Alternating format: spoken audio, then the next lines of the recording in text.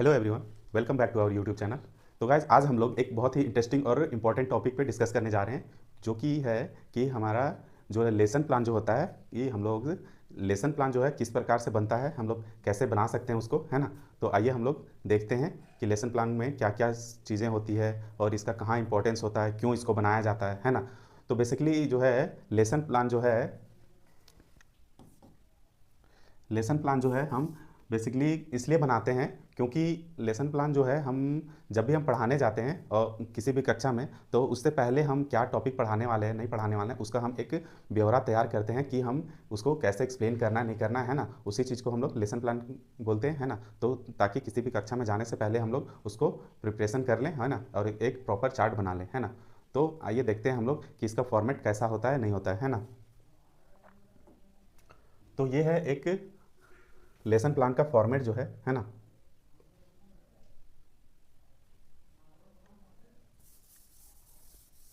तो ये है लेसन प्लान का फॉर्मेट, है ना। तो इस तरीके से लेसन प्लान बनाया जाता है। तो ये हमारा जो है फर्स्ट पेज होता है ना। इसमें हमें लिखना होता है, यहाँ पे आप लिख सकते हैं कि आपका लेसन प्लान नंबर कितना है। तो सपोज मैं यहाँ पे फर्स्ट लिख सकते हैं, है ना। उसके बाद नेक्स्ट है कि यहाँ आप डेट लिखिएगा, है ना। तो आज कितना डेट है, तो आज है 23, है ना, 23/7/25, है ना। तो यहाँ पे पीरियड लिख सकते हैं, फर्स्ट सेकंड जो भी रहेगा, है ना। यहाँ पे आप अपना सब्जेक्ट लिख सकते हैं, यहाँ पे क्लास लिखेंगे, यहाँ सेक्शन लिखेंगे, है ना। यहाँ पे चैप्टर लिखेंगे और यहाँ पे प्रकरण लिखेंगे, टॉपिक, है ना, कि आप किस टॉपिक को डिस्कस करने वाले हैं, है ना। और उसके बाद हम स्टार्ट करेंगे कि अधिगम उद्देश्य, है ना, लर्निंग ऑब्जेक्टिव्स। तो इसका मतलब होता है कि हम इस चैप्टर को या इस सब्जेक्ट को जो पढ़ने से है, जो हमारा क्या ग्रोथ होगा, है ना, क्या क्या इम्प्रूवमेंट होगा, है ना। तो उस तरीके के हम लोग चीज़ों को यहाँ पे लिखते हैं। तो जैसे हम एक एग्जांपल के थ्रू आपको बताते हैं कि मैंने एक इसका जो है ये लिया हुआ है, आपको दिखाते हैं हम।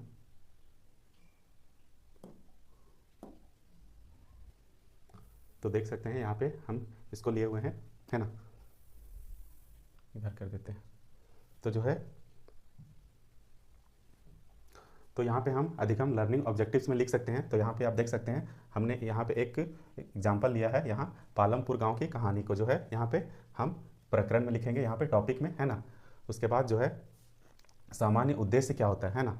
तो यहाँ पे हम लोग लिख सकते हैं कि बच्चों की अर्थशास्त्र विषय के प्रति रुचि जागृत करना, है ना, जो है इंटरेस्ट जो है बिल्ड करना, है ना, बच्चों का, है ना। उसके बाद है नेक्स्ट है कि बच्चों की राष्ट्रीय और अंतर्राष्ट्रीय आर्थिक समस्याओं से अवगत कराना, है ना। तो बच्चे को जो है राष्ट्रीय और अंतर्राष्ट्रीय समस्याओं से अवगत कराना हो सकता है ना। नेक्स्ट है बच्चों की भारतीय अर्थव्यवस्था से परिचित कराना, है ना, जो इंडियन इकोनॉमिक्स है उससे परिचित कराना बच्चों को, है ना। नेक्स्ट है कि बच्चों में आत्मनिर्भरता की भावना का विकास करना, उससे आत्मनिर्भरता का जो है डेवलपमेंट होगा, है ना। नेक्स्ट पॉइंट है बच्चों में रचनात्मक कौशल का विकास होना, है ना, इससे रचनात्मक कौशल का जो है विकास होगा, है ना। तो ऐसे 3-4 पॉइंट्स या 5 पॉइंट्स लिख सकते हैं, है ना। तो यहाँ पे हमने 5 पॉइंट्स लिया था, है ना। उसके बाद लिख सकते हैं विशिष्ट उद्देश्य, है ना, जिसको अधिगम प्रतिफल बोलते हैं, लर्निंग आउटकम्स, है ना। तो इसमें भी हम लिख सकते हैं कि बच्चे पालमपुर गांव में खेती से संबंधित बातों की जानकारी प्राप्त कर सकेंगे, है ना। तो बच्चे जो है जो हमारा प्रकरण है वो उससे जो बच्चे जो है खेती कैसे करते हैं नहीं करते हैं, ये क्लास 9th में है, इसका चैप्टर इकोनॉमिक्स में, है ना, पालमपुर गांव की कहानी। तो उसमें खेती करने के लिए कैसे सीख सकते हैं कि नहीं सीख सकते हैं, वो चीज़ है। नेक्स्ट है कि बच्चे पालमपुर की भूमि में उत्पादन व सिंचाई से संबंधित जानकारी अर्जित करेंगे, है ना। सिंचाई से संबंधित और खेती कैसे करना है नहीं करना है ना, उससे संबंधित जानकारी को एकत्रित करेंगे, है ना। उसके बाद जो है उसके बाद नेक्स्ट जो है वो है कि पूर्व ज्ञान है ना, सॉरी, शिक्षण विधि, टीचिंग मेथड्स, है ना। तो टीचिंग मेथड्स क्या क्या हो सकते हैं, आगम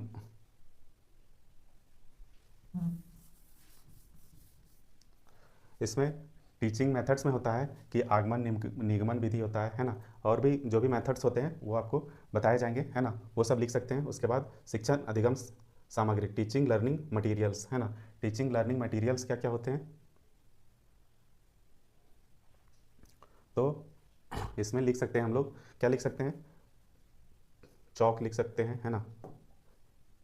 चौक लिख सकते हैं, डस्टर लिख सकते हैं, चार्ट लिख सकते हैं, है ना। जो भी आप टीचिंग मटेरियल्स जो यूज करते हैं ड्यूरिंग टीचिंग उनको आप लिख सकते हैं यहाँ पे, है ना। उसके बाद है यहाँ पे छात्रों का पूर्व ज्ञान, है ना। तो पूर्व ज्ञान में हम लिख सकते हैं यहाँ पे, देखिए यहाँ पे लिखे हैं कि बच्चे गांव में खेती भूमि में उत्पादन व सिंचाई की सामान्य जानकारी रखते हैं, है ना। तो ये हो जाएगा, है ना। तो बच्चे जो है सामान्य जानकारी रखते हैं, है ना, थोड़ी बहुत, है ना। उसके बाद है प्रस्तावना, इंट्रोडक्शन, है ना। तो इंट्रोडक्शन में कैसे देंगे, है ना। तो देखिए यहाँ पे सबसे पहले लिखेंगे प्रस्तावना के लिए पूछे गए प्रश्न, है ना, क्रम संख्या और संभावित उत्तर, ये तीन ही चीज़ होते हैं इसमें, है ना।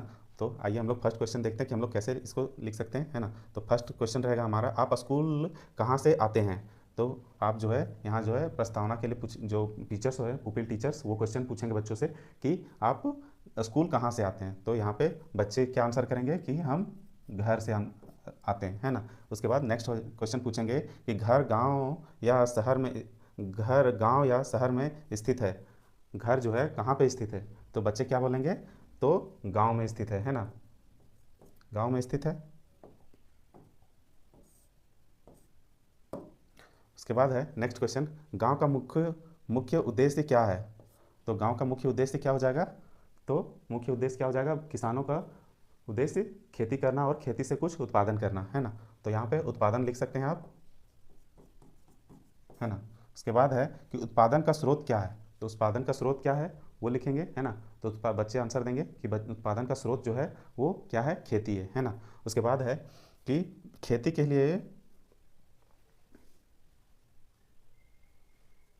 खेती के बारे में आप और क्या जानते हैं, है ना।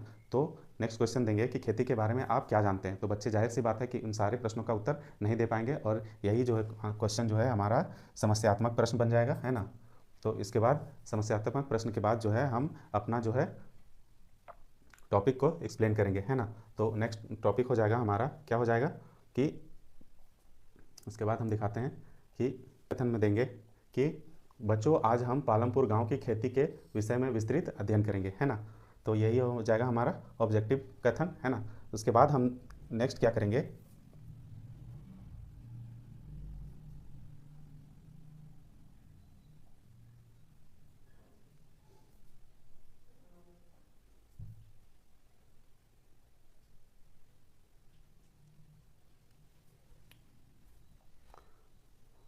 उसके बाद जो है हमारा यहाँ पे लिखेंगे कि हमारा, तो यही हमारा प्रस्तुतिकरण हो जाएगा, है ना। तो अब हम लिख सकते हैं इसमें क्या लिखेंगे कि विकासात्मक प्रश्न लिखेंगे सबसे पहले, है ना। यहाँ एक शिक्षण बिंदु होगा, टीचिंग पॉइंट्स कि आप क्या क्या पढ़ाने वाले हैं, है ना। उसके बाद छात्र अध्यापिका क्रिया हो जाएगा, क्या क्या जो है टीचर्स क्या क्या कराने वाले हैं, ये कॉलम बनेगा। उसके बाद छात्र क्रिया हो जाएगा, स्टूडेंट एक्टिविटी, है ना, कि स्टूडेंट आपका क्वेश्चंस का क्या रिप्लाई करने वाला है, नहीं करने वाला है ना, वो चीज़ यहाँ पे लिखेंगे। उसके बाद श्यामपट्ट कार्य हो जाएगा, है ना, ब्लैक बोर्ड वर्क जो आप पढ़ाने के दौरान आप बताएंगे, है ना, वो चीज़ लिखेगा यहाँ पे। उसके बाद evaluation of expected learning outcome, जो आउटकम होगा उसको यहाँ पे लिखेंगे, है ना। तो इस प्रकार से लिख सकते हैं, है ना। उसके बाद यहाँ पे देखिए, जैसे यहाँ पे दिया हुआ है शिक्षण बिंदु में पालमपुर में खेती, है ना। तो यहाँ पे आप पालमपुर में खेती लिखेंगे, है ना, पालमपुर में खेती, है ना, ऐसे लिखेंगे आप। उसके बाद यहाँ पे विकासात्मक प्रश्न लिखेंगे, है ना, विकासात्मक प्रश्न, है ना। उसके बाद एक दो क्वेश्चन यहाँ पे लिखेंगे, है ना। एक क्वेश्चन जैसे यहाँ पे लिखा हुआ है कि उत्पादन का स्रोत क्या है ना। और दूसरा दिया हुआ है पालमपुर में खेती के बारे में आप क्या जानते हैं, है ना। तो उसके बाद ये दो क्वेश्चन देंगे विकासात्मक प्रश्न, उसके बाद इसका विश्लेषण करेंगे, है ना। विश्लेषण करेंगे कि खेती भूमि का एक उपजाऊ क्षेत्र है जो भोजन अन्य फसलों को उत्पादन के लक्षण को प्राथमिक रूप से कृषक प्रक्रियाओं में निरंतर रहता है, वह उत्पादन की मूलभूत आवश्यकता है ना। तो इस प्रकार से आप यहाँ पे डिटेल में लिखेंगे, है ना। उसके बाद यहाँ पे देखिए कि जो फर्स्ट क्वेश्चन है उसको हम यहाँ पे पूछे हैं जो बच्चों से विकासात्मक प्रश्न के लिए, उत्पादन के स्रोत क्या है। तो उत्पादन के स्रोत तो बच्चों ने आंसर दिया क्या है, तो यहाँ पे लिखेंगे खेती, है ना, खेती लिखेंगे। उसके बाद नेक्स्ट क्वेश्चन जो पूछे थे हम लोग, पालमपुर में खेती के बारे में आप क्या जानते हैं। तो बच्चे क्या हो जाएंगे, मौन हो जाएंगे, है ना, क्योंकि अब उनको ज़्यादातर खेती के बारे में नहीं पता होता है, तो बच्चे शांत हो जाएंगे या कुछ जवाब देंगे, है ना, वो लिखेंगे, है ना। उसके बाद श्यामपट्ट कार्य में आप बना, जैसे यहाँ पे बना हुआ है कि एक सर्कल बनाया हुआ है, गैर कृषक जो है 25% है और कृषक जो है 75% है ना। वैसे भी बोला जाता है कि हमारे जो भारत में जो है 70% किसान ही है ना। तो इस तरह से आप डायग्राम बना सकते हैं, है ना। उसके बाद चलते हैं अब हम नेक्स्ट पेज पे, है ना। उसके बाद प्रेजेंटेशन सेकेंड देंगे, यहाँ पे 2 प्रेजेंटेशन होता है ना। उसमें भी सेम यही चीज़ करना होता है ना। शिक्षण बिंदु देना है, छात्र अध्यापक का क्रिया हो जाएगा, स्टूडेंट एक्टिविटी, श्यामपट्ट कार्य और जो इवेल्युएशन करेंगे आउटकम, है ना, वो लिखेंगे, है ना। उसके बाद है पुनरावृत्ति प्रश्न, है ना। तो जो भी होगा आपका सारा लिखने के बाद, उसके बाद हम पुनरावृत्ति प्रश्न करेंगे बच्चों से, है ना। वो कैसे करेंगे देखिए, हम यहाँ दिखाते हैं आपको।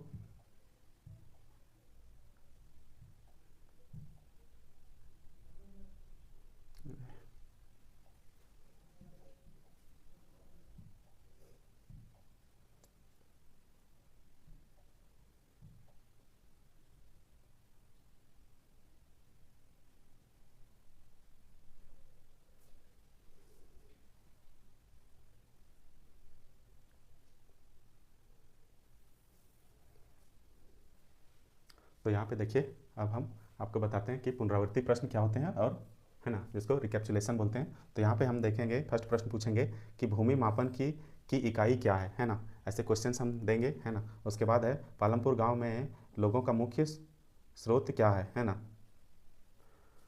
उसके बाद है रबी फसल और खरीफ फसल की बुआई व कटाई की क्या अवधि है ना। ये सब जो है पुनरावृत्ति प्रश्न में हम पूछ सकते हैं, है ना। उसके बाद क्या है, गृह कार्य, है ना, होमवर्क। तो होमवर्क में हम दे सकते हैं कि जैसे यहाँ पे दिया हुआ है कि आपके गांव में बिजली क्या करना आ जाने से किसानों की किस तरह मदद मिली, है ना। मतलब जो बिजली है वो उसके आने से गांव के लोगों को किस तरह का जो है वो सुविधा मिला, है ना, उसके बारे में लिखना है ना।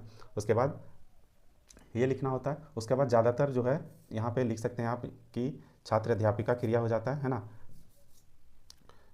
मतलब कि सॉरी, छात्र अध्यापक का हस्ताक्षर हो जाएगा यहाँ पे, है ना। उसके बाद जो है पर्यवेक्षक का हस्ताक्षर हो जाएगा, यहाँ पे नेक्स्ट लिखेंगे पर्यवेक्षक का हस्ताक्षर कि आप किससे चेक करवाने वाले हैं, और यहाँ आपका स्वयं का हस्ताक्षर हो जाएगा, है ना। ये तो ज़्यादातर ऐसा ही लोग बनाते हैं, है ना। और मतलब कि यहाँ पे ये ज़्यादा डिटेल में दिया हुआ है। अगर आपको ज़्यादा डिटेल में बनाना है तो यहाँ पे बनाया गया, आप TLM जो बनाते हैं उसको, उनका फ़ोटो डाल सकते हैं यहाँ पे, जैसे यहाँ पे दिया हुआ है ना। उसके बाद नेक्स्ट है, इसमें भी, है ना, जो आप क्लास ले रहे हैं, है ना, उसका पिक्चर डाल सकते हैं और ज़्यादा इंगेजिंग और अट्रैक्टिव बनाने के लिए, है ना। उसके बाद बच्चों से फीडबैक ले सकते हैं कि, है ना, उसका नाम लिख सकते हैं, उसका रोल नंबर लिख सकते हैं और उसका फीडबैक क्या है, और उससे सिग्नेचर करवा सकते हैं। इससे जो है और भी ज़्यादा अट्रैक्टिव लगेगा, है ना। उसके बाद क्या कर सकते हैं, है ना, तो इससे 3-4 बच्चों से ऐसा करवा सकते हैं, है ना। उसके बाद आप उसमें कुछ टिप्पणी दे सकते हैं, है ना, कि उसका ओवरऑल जो कंक्लूज़न है वो लिख सकते हैं, है ना। उसके बाद यहाँ जो है वही name of signature of supervisor, subject teacher और हेडमास्टर का यहाँ दे सकते हैं, है ना। अदरवाइज़ आप सिर्फ अपना साइन दे सकते हैं, है ना, जैसा यहाँ पे हमने बताया कि छात्र अध्यापिका का हस्ताक्षर या छात्र अध्यापक का हस्ताक्षर और पर्यवेक्षक का हस्ताक्षर करके आप यहीं पे समाप्त कर सकते हैं। तो इस तरीके से आप अपना लेसन प्लान बना सकते हैं, है ना। तो आई होप आपको ये समझ में आया होगा, है ना। और समझ में आया होगा तो एक लाइक कीजिएगा और हमें ज़रूर बताइएगा कि आप समझ में आया या नहीं आया, है ना। और नहीं आया तो कैसे नहीं आया, क्या कमी रह गया, है ना, वो चीज़ बताइएगा। और नेक्स्ट किस टॉपिक पे वीडियो लाना है उस चीज़ को कमेंट कीजिएगा, है ना। आपके जो भी क्वेरीज होंगे वो सारे के सारे कमेंट बॉक्स में कमेंट कीजिएगा ताकि मैं उसका रिप्लाई दे सकूँ, है ना। तो मिलते हैं किसी नेक्स्ट वीडियो में नेक्स्ट टॉपिक के साथ। तब तक के लिए bye bye and take care.